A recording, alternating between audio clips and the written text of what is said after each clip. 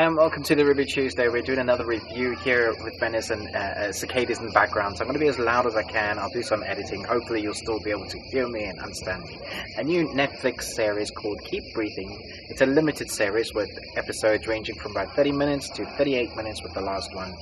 And it's one I wasn't sure that I was going to love, but I was intrigued with the synopsis about a woman that experiences a plane crash. Nobody knows where she is, but there's this juxtaposition of editing styles that kind of exposes her relationships with her mother and father. It's very full of turmoil, a broken relationship. And so as she tries to survive after the plane crash, that's basically what it's about. Keep breathing, keep moving forward. It's also talking about her life and all the things that are gone wrong in her life.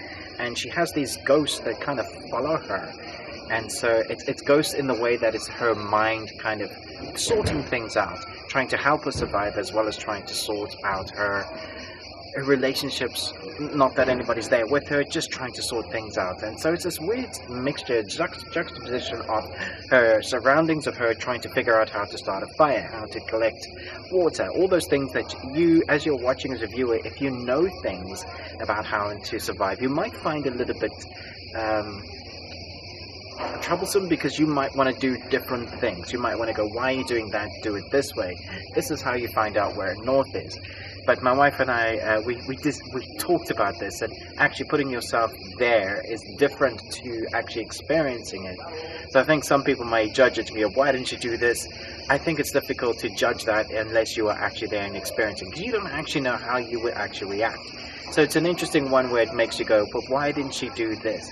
I do feel like it could have been a movie. It could have, instead of being 6 episodes, it could have been a maybe just under 3 hour, 2.5 hour movie, and we wouldn't have had to have too many of those flashbacks. It does feel like everybody is using these editing techniques when it comes to storytelling now, where you find your character in a certain situation, and then they do flashbacks to do the backstory. Nobody else knows how to do anything different to actually give your character background.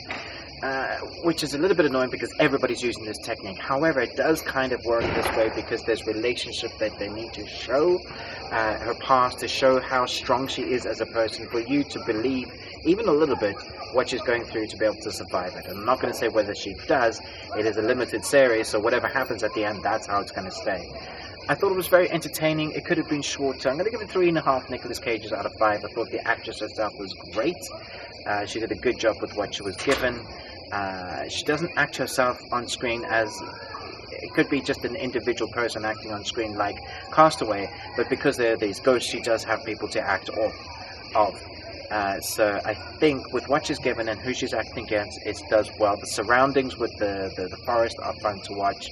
I wasn't a huge fan of the flashbacks, but does add weight to the character to prove who she is, to make it somewhat believable. Let me know your thoughts of this series, and what is your favorite kind of individual character carrying a series like Castaway, film or TV series.